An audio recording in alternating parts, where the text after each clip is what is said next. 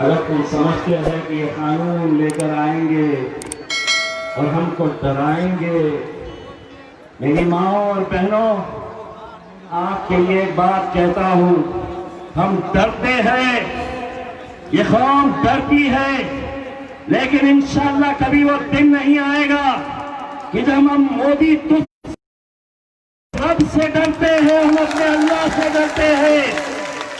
अरे तुम्हारी क्या औकात, बड़ी बड़ी हुकूमतें आई, बड़े बड़े सल्तनत पलट गए, तुम वजीर आजम बनने से पहले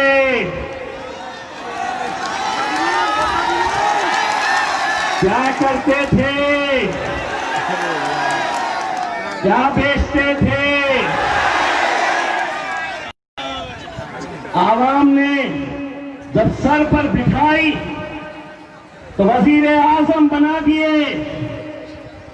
अब लाओ एनआरसी, लाओ सीएए, कोचा धामन के किसी गली के अंदर दोबारा तुम्हारे हाथ में थमा देगी आवाम यही, और फिर बोलते फिरना चाय चाय चाय चाय चाय चाय चाय चाय। एक नेता ने कहा अगर हमारी सरकार आ गई तो 10 लाख नौकरियां देंगे, बिहार के नौजवानों को 10 लाख नौकरियां देंगे। तो दूसरे ने कहा मैं 19 लाख नौकरियां दूंगा। अपन 2 को देंगे नौकरियां गारंटी के साथ। 2024 के बाद एक की नौकरी पक्की।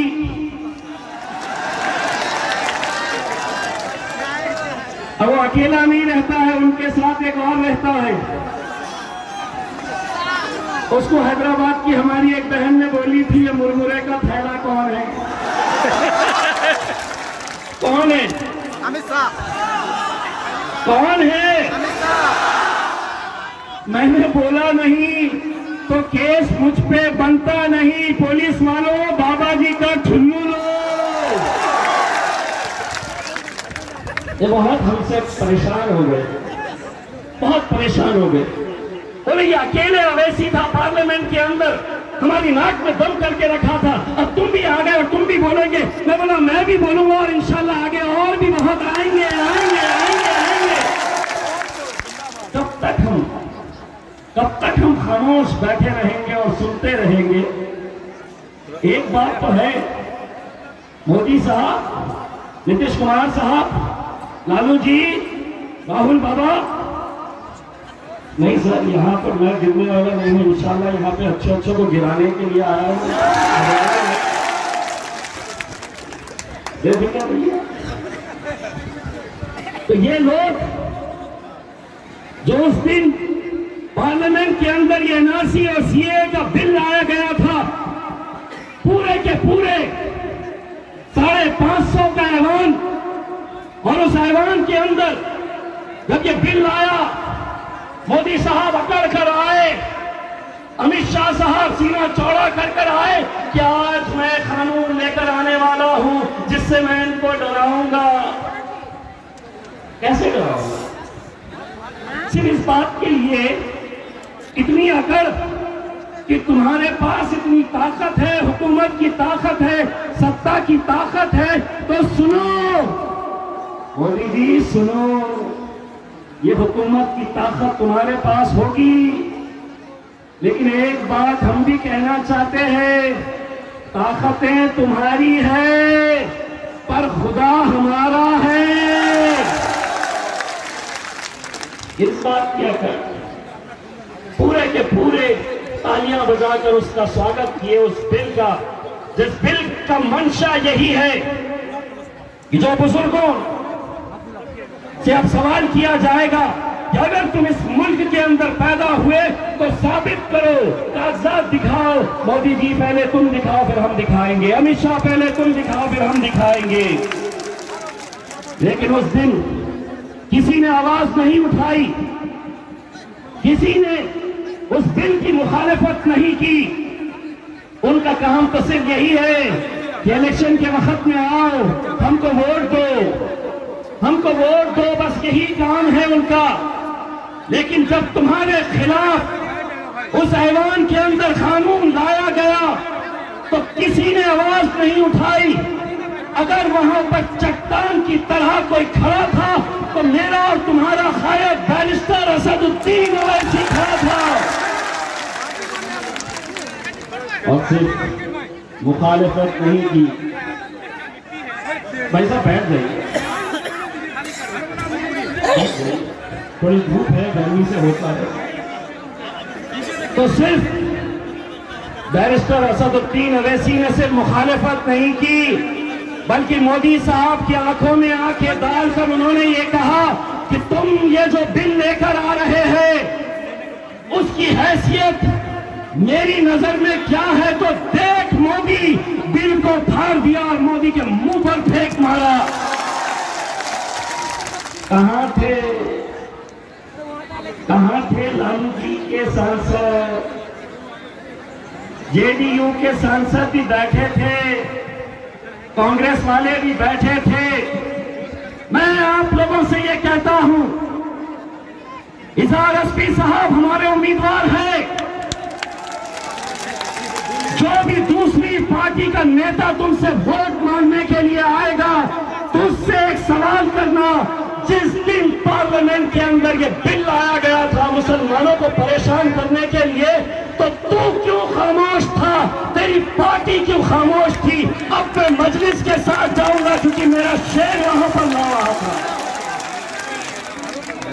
भाइयों, इतने सालों से हम बट रहे हैं, हमें बांट दिया जा रहा है। इतने अफसोस की बात है कि 2 दिन पहले राहुल गांधी की एक सभा हुई। सुनो नौजवानों,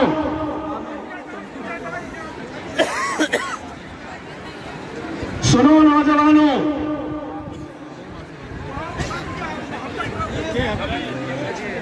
पागल हो गया था।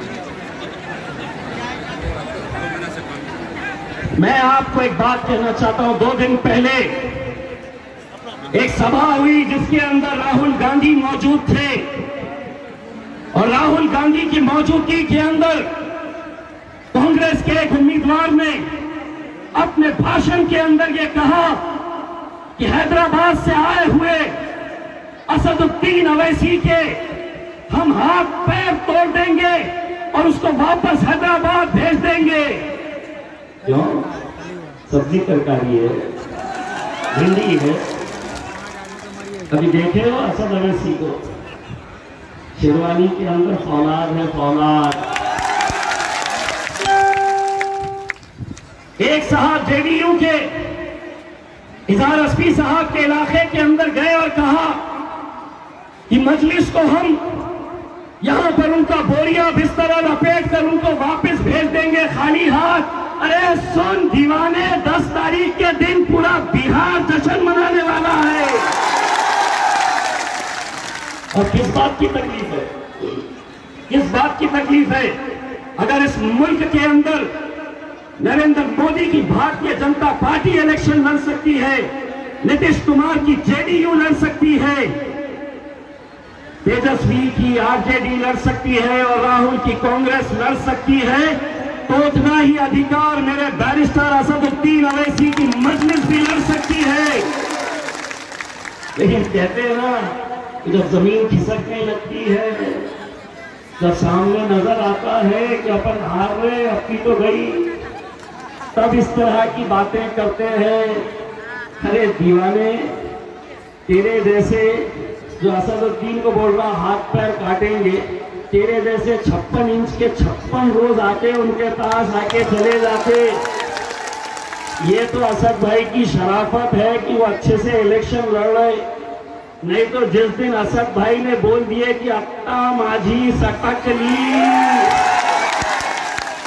जिस दिन बोल दिए तो समझो क्या होगा। तो किसी बात का है कि जहां जा रहे हमने इतने क्या क्या करवा ले, बड़ी बड़ी सभाएं लिए, कितने मुसलमानों के लीडरों को हमने पैसा दिए और ये कहा कि इनको जाके बांटने का काम करो, इनको बिखेरने का काम करो, लेकिन कोई सुनने के लिए तैयार नहीं। जहां जा रहे लोग बोल रहे पतंग पतंग पतंग पतंग पतंग पतंग पतंग पतंग पतंग पतंग। बस इसी बात की तकलीफ हो रही है। और भाइयों,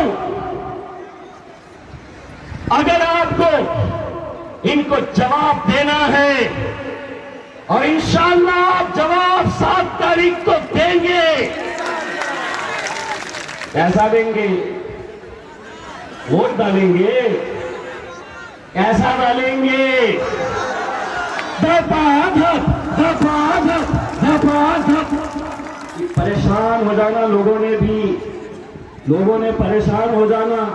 यहाँ का जेडीयू का उम्मीदवार, उनको फोन करना पटना में, साहब पता नहीं क्या हो गया, रातों रात मैंने इतनी मेहनत किया, ये पूरे मजलिस वाले बस यहाँ पे धपाधा। आरजेडी वाला तेजस्वी को फोन करके बोलना, हेलीकॉप्टर में आए थे साहब, इतनी पब्लिक देख के तुम खुश होकर चले गए, तुमको मालूम नहीं कि जो बच्चे तुम्हारा मफलर डाले हुए हैं वो भी अंदर जाके धपा कर रहे हैं, गलत फहमी में जी रहे। मैं आप लोगों से सिर्फ इतनी इल्तिजा करना चाहूंगा, एक एक वोट बहुत मायने रखता है, बहुत मायने रखता है। दोस्तों, जब मैं यहाँ पर आया, मैं 15 दिनों के अंदर जितनी मेहनत मैंने इजहार अस्की साहब के लिए किया हूँ, आप यकीन मानिए मैंने अपने इलेक्शन के दौरान भी इतनी मेहनत नहीं किया था। और शायद इसलिए हो सकता है, इजहार अस्की साहब के बेटे का नाम भी इम्तियाज है और मेरा भी नाम इम्तियाज है। मैं एक बेटा बनकर वो फर्ज अदा कर रहा था। भुट्टू भाई, मुझे इतनी खुशी हुई जब आपने ये ऐलान किया कि आपके वालिद साहब जब चुनकर आएंगे तो 10 पंचायतों के बीच में आप एक एक एम्बुलेंस वहां पर देंगे। दोस्तों, ऐसे नौजवानों को आगे बढ़ाइए, ये मुल्क का मुस्तकबिल है मेरे भाई, ये मुल्क का मुस्तकबिल का दर्द समझ में आता है, जो अच्छी तरह से महसूस कर सकते हैं कि आपका दर्द क्या है। हम अगर बिक जाएंगे, बढ़ जाएंगे तो क्या होगा, कल आने वाला कैसा होने वाला है कोई नहीं जानता है मेरे भाई, कोई नहीं जानता है। लेकिन ऐसे हालात के अंदर अगर हम आज एक ताकत बनकर नहीं खड़े रहेंगे तो कब खड़े रहेंगे? लोग हम पर ये इल्जाम लगाते हैं कि नहीं, ये जीतने के लिए नहीं आए हैं, किसी को जिताने के लिए आए हैं। दोस्तों, जब मैं औरंगाबाद शहर से सांसद के लिए इलेक्शन में खड़ा था तो कांग्रेस के बड़े बड़े दिग्गज नेता आते थे और यही कहते थे कि ये इम्तियाज जलील जो खड़ा है ये जीतने के लिए नहीं खड़ा है, बल्कि भारतीय जनता पार्टी को या किसी और को जिताने के लिए खड़ा है। मेरे शहर में 20 सालों से शिवसेना का सांसद जीत कर आता था, लेकिन 20 सालों के बाद जब हमने इलेक्शन लड़ने का फैसला किया तो कांग्रेस ने हम पर यह इल्जाम लगाया कि ये जीतने के लिए नहीं आए हैं, ये जिताने के लिए आए हैं। हमने अपनी आवाम से कहा था कि जवाब मत दो किसी को भी, इलेक्शन के दिन जवाब देना। और इलेक्शन के दिन हमने आवाम से कहा कि नौजवानों, एक धक्का लगाओ तो सही,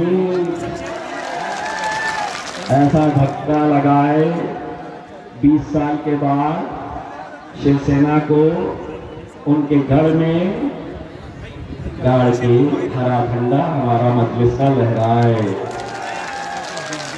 अल्हम्दुलिल्लाह, ये है इत्तेहाद की ताकत। अगर उस ताकत को अगर हम नहीं समझेंगे तो शायद बहुत देर हो चुकी होगी। आज मुल्क की फिजा के अंदर कैसा माहौल है आप अच्छी तरह से जानते हैं। यहां पर खड़े हुए मेरे हिंदू भाई से मैं ये कहना चाहता हूं, जिनके माथे के ऊपर तिलक है और जिनकी मैं इज्जत करता हूं, आज मुल्क के हालात ऐसे हो गए हैं, कोई कहता है इस मुल्क में अब हिंदू परेशान है, कोई कहता है कि मुसलमान इस मुल्क में खतरे में है। मेरे भाइयों, मजहब